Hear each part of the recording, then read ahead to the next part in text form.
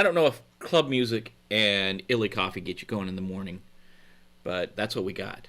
Get started, get going, get on top of the day. Happy Thursday to you. It's May 21st. For some reason, keep calling it March. I guess that's because time is blending together. Crazy. As you can see, the coffee's in a Smoky Mountain cup as we hit the day. Here in Virginia, Northern Virginia, cloudy, rainy, gloomy day. Don't let that get you down. Don't let it get you down. Good stuff is coming. Tomorrow, as you know, is Trivia Night. Cybersecurity Trivia Night. We're throwing in the new movie clips. And I think I've got some movie clips that they're going to get you. There's a couple in there. You think you may have your hacker movies down, your cybersecurity cinema knowledge all sewed up, but that may not be the case. I may have you. There's a couple, even on some well-known movies. I may get you. I just may get you. Speed round. We're going to work on speed round again. I know with the latency over the internet and YouTube, that gets a little weird, so we're probably going to have 20, 30-second rounds of speed round. I think we're going to keep working that one out. We're going to get it. Maybe we'll just go straight on the application and give you like amount of time to get through the application. Those 10 questions. Speed round I think is important. I think it's going to be fun to get through speed round. The movie round is going to get you. Mike Bravo's out there. He's out there. He's waiting for you. Airborne Infantry Paratrooper in the U.S. Army, holding the title right now for Trivia King. Can you dethrone Mike Bravo? I don't know. I'm with the paratrooper. I kind of like a paratrooper, but I know for a fact we got some new contenders coming in. I talked to some folks locally here in Northern Virginia from a couple groups. So ISSA Nova, largest ISSA chapter in America. I think in the globe. Take that back. Not America, in the world. ISSA Nova is the Northern Virginia chapter of the Information System Security Association. They put out the call yesterday. See who's going to come and see if they can, take that crown, take that title. Also, part of ISSA Nova is the RMF lifeboat crew. They're going to be there too. This might bring some heat. Bringing some heat, Mike Bravo. It's coming at you. It's coming at you. You might have to worry about that crown, buddy. Always with the paratrooper. I always want to back a paratrooper, but you got some competition. So we'll see. I think we're 40 questions this week. It's going to take about an hour total, maybe a little less, a little more. We'll work around there. 10 question rounds. Got the prizes lined up. Not going to let you know what they are till tomorrow, but they're lined up. And Mike Bravo, I need your info so we can get you your stuff. That being said, let's talk about what's going on in the cybersecurity world today. Let me get my second monitor all hooked up and in place and get myself out and over there. Everything seems to be centered around phishing and COVID-19 right now. There's plenty of stuff going on in the cyber world. A couple things we'll talk about are vulnerabilities that are just, patching and fixing your system like it should be. This morning we're going to continue on with our slide deck a little bit later. We're going to talk about misconfigurations. And some of this stuff can be fixed by misconfigurations. But some of the stuff this morning, the majority of it, man, COVID-19 is out and it's hitting people. And almost every phishing group, almost every hacker group is using COVID-19 as a way to come after your users. So if you're the security admin for your organization, if you're the security dude for your group of friends, if you're the person that knows security in your family, help them out. COVID-19 is the phishing keyword that every phishing group, every hacker group is using right now. So we're going to see that this morning. We're going to jump off and looking at, first we'll check in BlockBy. If you know BlockBy, it's like Bitcoin. Cryptocurrency is everywhere. BlockBy is another one of these pieces of cryptocurrency. They were hacked, I think, let me see, the 14th, I believe. 14th they were hacked. It was a hacker SIM swapping technique. So essentially, a hacker used some social engineering. Don't know how they did it. They didn't go into this disclosure.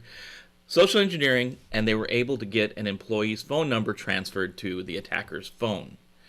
They then use that to bypass some multi-factor authentication, get onto the local system, and try their goal, their intent, of course, was to transfer funds.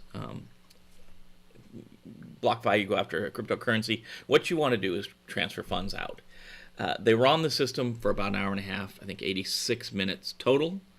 They weren't able to get the money. They weren't able to get the money, but they were able to get customer information. Social security numbers, names, email addresses, that kind of stuff. So if you have a BlockBy account, if you're using BlockBy, of course you're in the same loop as always. Watch your credit report, all that good stuff. Same stuff you would always see. So BlockBy, again, SIM swapping, we've seen it a lot lately. They list a bunch, and I'll throw as always, I'll throw the links to all these articles in the show notes. It's this. The ZDNet is the one that wrote this article up. It said cryptocurrency's been around for a while, but SIM swapping been around since 2010. Spike's been lately. 2017 is a spike, and a lot of them going on lately. Some examples they throw in there that you can check on some of these. 2020, January 2020, 18-year-old got nailed for swapping to steal more than 50 million worth of cryptocurrency. SIM swapping in Romania. High-value targets for sim swapping. Just all kinds of stuff. You want to read more about it? SIM swapping. Some folks call it SIM jacking. Just the ability to transfer someone's cell phone number to you. Bad juju. What else we got in the news? We've got Microsoft in the news. I think we can put Microsoft in the news every dang day. I talked about it yesterday. Microsoft is a huge target because they're a huge part of the computer, the IT market space. 80-90% market share. Huge portion of the market they have. There's a warning, a vulnerability affecting Windows DNS servers. What it can lead to is an amplification attack. If you want more about amplification, is the wrong way. Amplification, we'll throw the link. Mako throw the link up there later today when he goes through and edits. Amplification attacks, denial of service, obviously distributed denial of service, usually caused by getting replies from DNS servers to a spoofed IP address and overloading that thing until it gets shut down. So ADV 200009 warns of this vulnerability involving packet amplification, generating a lot of communication. Not really, no patch or anything out there for it, but letting you know if you use a lot of people don't use Microsoft DNS. Some people obviously do, but I think most of the world's out there is on Linux platforms for DNS. But if you're Microsoft, watch out for this one. Yet another amplification attack that can be used against the public at large. Log me in. So we're talking about COVID-19. So many people working from home. So many people using remote access. An email phishing campaign has been using an email that's being sent to LogMeIn users, claiming that there's a 0-day attack and that they need to obviously click the link to get updated. We're seeing, again, so much of this phishing is targeted around COVID-19. Impersonation of government and supporting websites, COVID-19 payments that aren't being made, all kinds of stuff. It is the, I guess, soup du jour, the attacker's choice of the day for what they're going to use to phish you. It's been fairly successful, I think. It's crazy. Anything else good in here? Yeah, abnormal security researchers are the ones that reported the influx of tamping of targeted campaigns against LogMeIn, this provider for login services. A big thing with this is a lot of times when you get into LogMeIn, they'll also have access to your password vault, depending how you set up LogMeIn. Could be bad. Obviously, LogMeIn's not the only one. Office 365 has fell victim to this. G Suite's been victim. Anyone, it really doesn't. You could pick your provider because it's phishing. They're going after the end user. They're targeting the weakest link, so to speak, anymore. And we know, if you're in this field, you know the end user is the weakest link. We've got to educate end users. That's why if you are that security dude, that security person, the security gal, so to speak, educate people around you. Let them know. Check the link. It's funny, I get a lot of text messages from people I know that are sending me screenshots of some of this phishing. There's one yesterday from Netflix that your account information is out of date and they're going to cancel your account. Fairly common. That's one we've seen for a long time. What else we got on our docket today? Bank of America, right? Bank of America. This one, I don't know. Bank of America blames the payroll protection program, again, part of COVID-19's stimulus package, for data leaks from an SBA server. And it says it's allowed unauthorized people to see customer information, right? So Bank of America is saying it was possible for other users of this test server, other banks, to see Bank of America customer information. And they're blaming the Small Business Administration because SBA is the one that set up this test server so that the banks could test their PPP or Paycheck Protection Program processing. Some of the stuff that was exposed, tax identification number, social security number, tax ID or tax identification number, a TIN, is a business social security number. Also, personal social security numbers, addresses, phone numbers, names, whatever you would put in that application has been visible to other banks. My heartburn with this, obviously, is Bank of America is blaming SBA, or Small Business Administration, because they say this test server was not secure. My issue with that, and I don't know all the details, just on the surface, why are you using live data on a test server? That's the security principle, it's tenet of what we do is you don't put live data on a test or development system. So Bank of America, I understand you want to blame someone, so you're trying to blame Small Business Administration. And SBA probably should have had that more secure, especially if they've got people around the world testing this interaction between PPP applications and the back end to make sure it works. But come on, BOA, no real data in test and dev environments. Just don't do it. I know DevOps don't.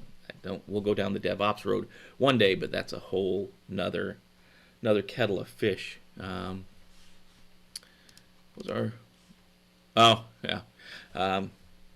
have a VMware graphic for this morning, but VMware informed customers on Tuesday it's patched a high security remote code execution vulnerability in its Cloud Director product. So if you're using the Cloud Director from VMware, CVE 2020-3956 has been patched. There's a patch available. Go out there and get it. A lot of different platforms that this is vulnerable on, including Linux, 10.0.9795. Some other appliances are vulnerable as well. If you're vulnerable, there's a patch out there. If you can't patch right away, there's a workaround out there. Go check out the VMware site. Get yourself protected. This vulnerability could allow a malicious attacker to send traffic to the Cloud Director, which could result in arbitrary code execution. Something we definitely don't want that. We don't want that. So that's your cyber news of the day. As always, this stuff rolls. It gets so fast. So as of about 7:30, that was the top hits for the 21st of May.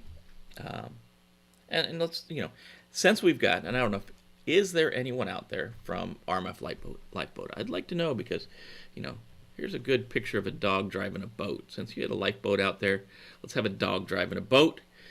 Cut us out of here and get us done with our Cup of Cyber portion. We'll be back right after the intro. We'll jump into the slide deck. We'll talk about misconfigurations. We're almost done with Domain 1 in Security Plus. So if you want to hang around for that, we'll be back right after our Cup of Cyber intro. And that'll give us a second to get a drink of coffee, because we got to get going on this dreary Thursday. It is Friday Eve, so hang around. We'll be right back to talk more about that.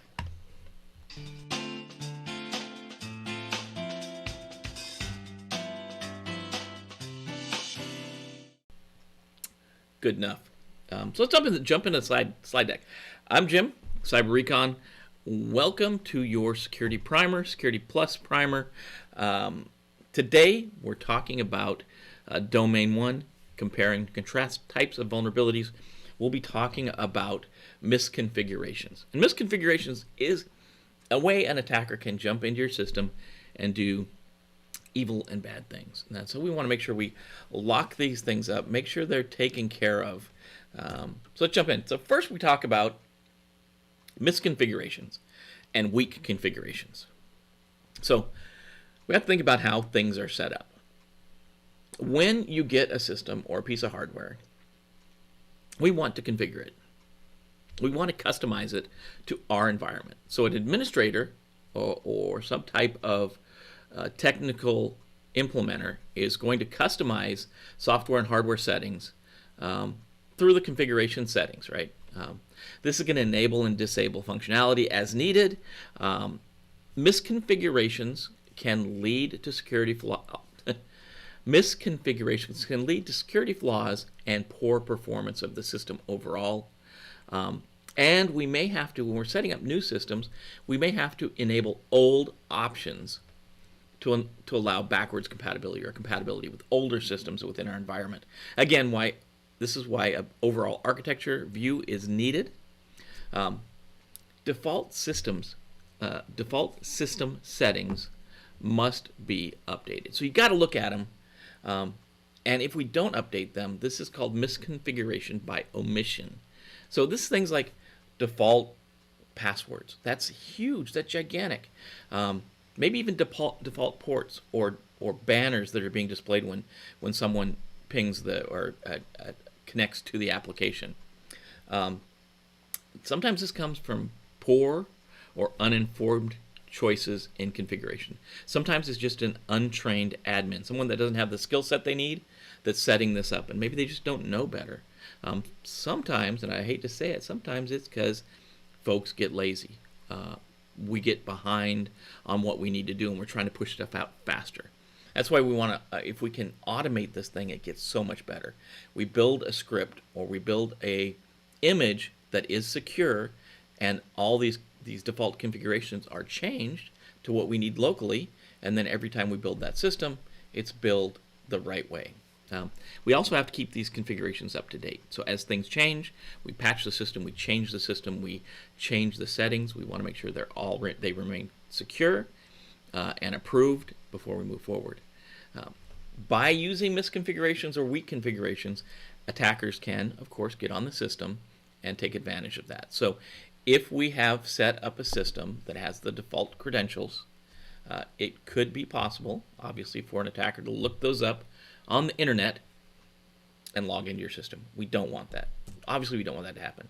Default configurations are just those settings that come on the system or the software from the application developer or the people that built the system.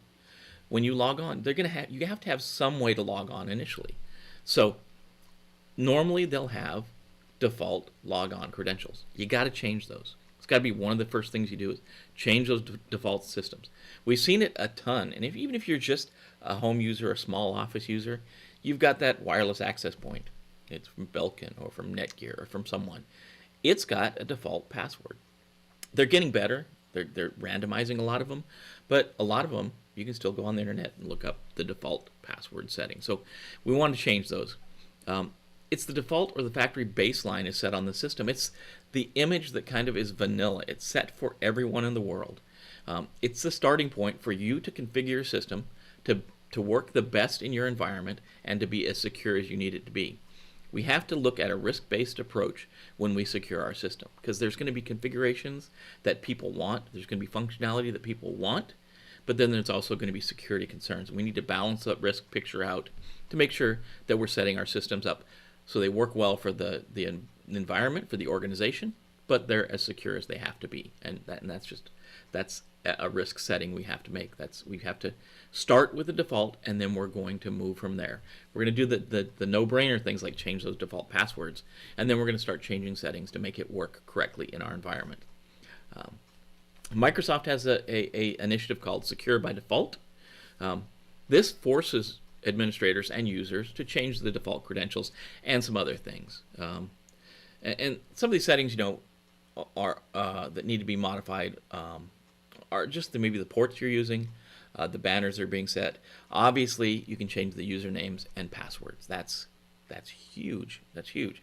That's the biggest thing right out of the gate. And then after that, look at setting your systems up. Maybe not on the default configuration that comes from the developer or the manufacturer. Look at things like the Center for Internet Security's benchmarking. It just tells you some controls maybe you want to set to have a secure system. And you're probably not going to be able to set all of them. Look at things, if you can, like the DoD STIGs or Secure Technical Implementation Guides. They can give you the ability to configure your system correctly as well. So look at some of these things, and obviously vendor guidance. Look at that stuff to get you where you need to know. And the last thing we need to think about when we're talking about configuration is improperly configured accounts, right? Account control access to systems and data. A lot of times we do this through an ACL or an access control list. So we list people, or better yet, groups that are allowed to do things, that have permissions, and then we put people into those groups.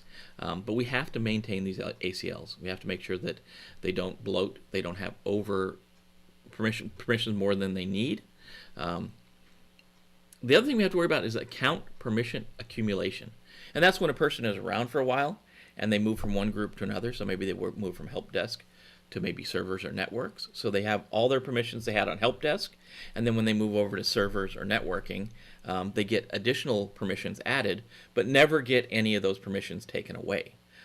So over time, their privileges escalate to where they just have way too many privileges, and if their account is somehow compromised, game over. The attackers can have access to everything. So when people move from one location to another, one position to another in your organization, make sure that you're removing permissions they no longer need. The other thing, the same thing remains true for. The same thing is true for when people are terminated or retire from your organization. Make sure those accounts are cleaned up. And don't get in the habit of creating accounts and saying, hey, create Joe's account just like Mike's. Make sure it's just like that. We have to make sure we're actually thinking about the permissions we apply to people's accounts and make sure they're needed. Additions to incorrect groups. Sometimes we add people to the wrong group on accident. It's a mistake. We got to look out for that. And then always restrict access to root and root-like accounts, including the local admin and Windows boxes. Instead, use things like SU, switch user, some people like to call it super user, or run as commands to run those commands when they're needed. So local access, local admin access is always bad. Don't be using your elevated credentials to do things like check email and surf the internet, those kind of things. That's always a bad news. So that takes us around the horn on misconfigurations, default configurations, account configurations, the stuff you need to know baseline for your security career. Obviously, to get you through the Security Plus certification exam and on to the next thing. Almost done. I think probably tomorrow is going to be the last hoorah on domain 1, and then next week we'll kick into domain 2. But as always, Jim with Cyber-Recon, hit the bell to be notified. Like, comment, share with your friends. If you're out there from the lifeboat, or RMF Lifeboat, or ISSA Nova, glad to have you on board. We're here to share security knowledge with the community. It's all one big community. Obviously no feed. Watch the YouTube feed. Love to have you here. So I will say, if you can make it tomorrow, 7 p.m. Eastern Time, trivia night. Come out there. It's free. There will be some prizes. We'll be announcing the prizes tomorrow. The stream will start about 6:45. I don't know what else to say. Come out there and have fun. We're going to see if you can identify the movies and if you can answer the trivia. So until next time, be safe out there.